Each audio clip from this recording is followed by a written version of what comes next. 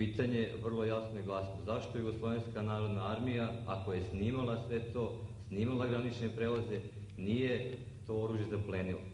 Kada bilo ko putuje u inostranstvo i pokuša nešto da prošvercuje, čim se vidi da on to švercuje, njemu se to oduzme. Zašto u Hrvatskoj to nije oduzeto odmah? Zašto je pušteno se na oruža, a tek posle toga se traži da ono to oružje vrati? To je prvo pitanje. Ja bih molio ako možete odmah da mi odgovorite. Evo, odmah ću odgovoriti. Armija je odmah obavestila i nije joj data naredba da to učini, a armija u pravnoj državi može raditi samo po naredbi. Što se tiče, armija je tražila takvu naredbu, ali je nije dobila od vrhovne komande. A što se tiče kontrole granica, ja želim da vas upoznam, pošto vidim i iz ovog pitanja da se možda u tome ne znaju prave činjenice. Armija ne kontroliše granične prelaze. Armija brani granice Jugoslavije izvan graničnih prelaza, a granične prelaze kontroliše lokalna policija, a tovare koji prelaze granične prelaze kontroliše Savezna uprava carina, koja je jedinstvena organizacija za celu Jugoslaviju i pod direktnom ingerencijom Saveznog izvršnog veća.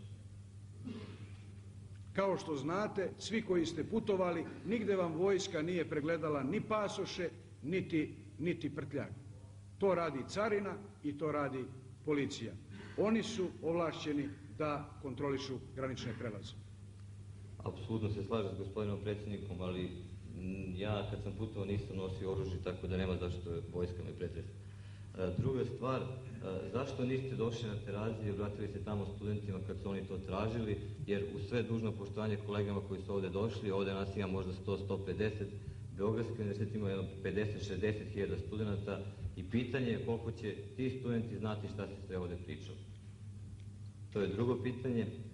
U isto ime ja apelujem na vas, pošto u Beogradu postoji objektivan radio koji istina bio zabranjen, radio B92 koji ima svoj studentski program, da se u tom studentskom programu budete svim studentima univerziteta, a ne nama 150 koji smo zahvaljujući nekom svom radu ili sreći došli da razgovaramo s vama.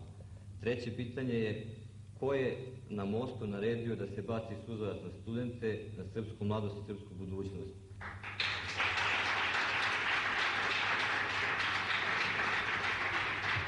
Ja znam da je oformljen anketni odbor koji će to ustanoviti, ali onom dečku koji je tamo ostao bez oka, ga je patrona pogodila u glavu, dok bude čekao da se anketni odbor donese svoje mišljenje, bit će mu sve teže i teže. Ja mislim da je to trebalo odmah, istog trena, da se ustanovi ko je dao takvu naredbu i da za to snosi punu odgovornost. I poslednje pitanje, četvrto, govorite o upotrebi vojske u zaštiti demokratije. To je i gospodin predsjednik predsjedništva ZPR dr. Borisav Jović rekao da je on želeo da vojska štiti demokratiju. Ja sam mlad, ne znam baš najbolje, ali ja ne znam nijednu zemlju na svijetu gde je vojska štitila demokratiju i da je uspela da je zaštiti. Pođimo od Idi Amina, velikog prijatelja Jugoslavije, do pre nekoliko godina, preko Allendea, preko generala Vučićeva i tako dalje i tako dalje. U trenutku kada Evropski parlament poziva Jugoslaviju da spreči upotrebu sile, delegati, odnosno predstavnici Srbije u predsjedništvu SFRJ traže da vojska izađe na ulici. Ja zaista ne znam, ali smatram da taj poziv angažovanja vojske u zaštiti demokratije je krajnje apsurdan i da nema nikakvog smisla. Hvala lepo. Pre svega, oko razgovora sa studentima, tu je predsjednik studenata, mi smo se upravo pre toga dogovorili da kad to bude odgovaralo i vama i meni u toku ovih dana, idem i u studentski grad i bilo gde, da su moja vrata studentima otvorena, a da sam ja spreman za svaki dijalog za koji ste vi zainteresovani. I tada kada je taj poziv bio dat, takođe sam obavešten da studenti predlažu da obavimo jedan ovakav razgovor ili više ovakvih razgovora u studentskom gradu i šire. Upravo iz onog istog razloga koji ste pomenuli sada, reč je o 50.000 beogradskih studenata i nema nikakvog razloga da oni budu prikraćeni u bilo kakvoj mogućnosti da razgovaraju sa bilo kim od nas, sa mnom, sa predsjednikom Vlade, sa ministrima, sa funkcionerima Narodne skupštine ili čak sa narodnim poslanicima.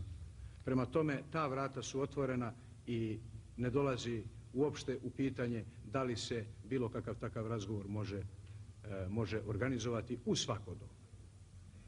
O tome smo uostalom i pre nego što su se ti pozivi i ti događaji desili i dogovorili sa vašom delegacijom koja je tražila da bude primljena i bila primljena istog momenta.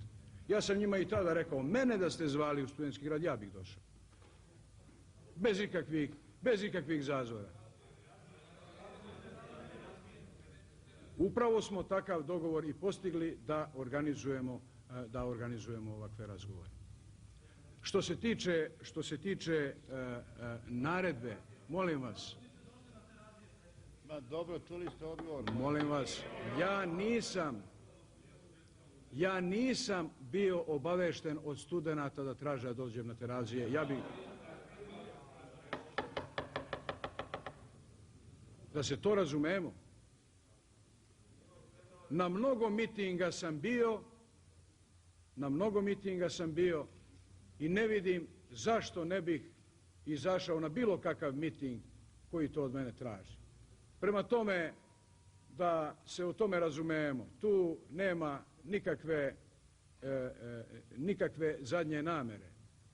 Mi uvijek možemo razgovarati, ali ja lično zalagao sam se tih dana, upravo tih dana, o čemu ste svi obavešteni, da se problemi rešavaju tamo gdje im je mesto, u parlamentu, a ne na mitinzima. Da li vi od mene očekujete da ja jedno govorim, a drugo radim? Valjda vi od mene očekujete da radim ono što govorim. Što se tiče održavanja javnog reda i mira, ja se nadam da ne moram da vas ubeđujem da ne spada u posao predsjednika Republike održavanje javnog reda i mira. A da je kad se saznalo da idu studenti, ja sam dobio obaveštenje da je ministar, sutradan sam ujutru dobio obaveštenje da je ministar unutrašnjih poslova, taj isti Radmilo Bogdanović, čija se ostavka traži, naredio, čim je on obavešten da su studenti krenuli u grad, da se odmah studenti propuste i da se nikakva sila prema studentima ne upotrebljava. To je obaveštenje koje ovdje javno mogu da vam kažem jer sam ga i ja dobio. I ja sam i to vašoj delegaciji saopštio onog jutra kad je bila kod mene. Da sam dobio obaveštenje i smatrao sam da je ispravno postupio što je omogućilo se da studenti normalno i nesmetano idu. Mene je pitala jedna grupa studenata koja je posle toga došla zajedno sa profesorom Dragomirom Mićunovićem. Da li važi, predsjedniče vaše, da niko ne sme da nas bije? Da li možemo to da kažemo studentima? Ja sam im rekao, možete da kažete studentima, nikakve mirne proteste, niti bilo kakve političke skupove niko neće ometati. Ja ne znam da li su vam to preneli.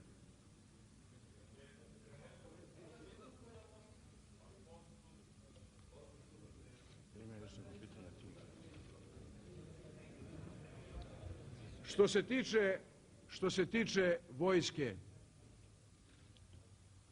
vojska, uveren sam, nikada se neće mešati u političko odlučivanje. Neće se mešati u izjašnjavanje naroda, neće se mešati u procedure donošenja zakona i ustava. Naprotiv, siguran sam da će ih vojska poštovati. A vojska sama, siguran sam, to može da garantuje. Upravo sam htjela da pitam, ko može to da garantuje da vojna partija neće jednog trenutka zaželeti da dođe na vlast? Svi mi i ceo narod, a narod je u Jugoslovenskoj narodnoj armiji, to garantuje, a ja želim da vam kažem i da vas podsjetim da je i vojni vrh, onaj koji komanduje armijom, javno saopštio da se armija departizuje i da u armiji ne može biti nikakvih političkih stranaka. Što naravno ne znači da pripadnici JNA kao i svi drugi ljudi ne mogu imati različita politička uverenja. Međutim, u funkcijama Jugoslovenske narodne armije vojni vrh je javno saopštio da se vojska departizuje. I mislim da nikakve opasnosti da vojska može dovesti bilo koju partiju na vlast ne postoje. Niti će to Jugoslovenska narodna armija učiniti, jer je to zaista narodna armija, sastavljena od svih jugoslovenskih naroda i ona ima isključivi zadatak da odbrani mir i da zaštiti narod od svake vrste nasilja. I to je početak i kraj. Mi smo optuživani da je armija prosrpska i da zbog toga je ugrožena nova demokracija u Hrvatskoj i da je zbog toga ugrožena i da su zbog toga ugroženi drugi narodi. Vojska se nigde nije ponašala kao prosrpska, ona se uvek ponašala objektivno i isključivo u funkcijama svojih ustavnih ovlašćenja da brani integritet zemlje i da zaštiti zemlju od nasilja.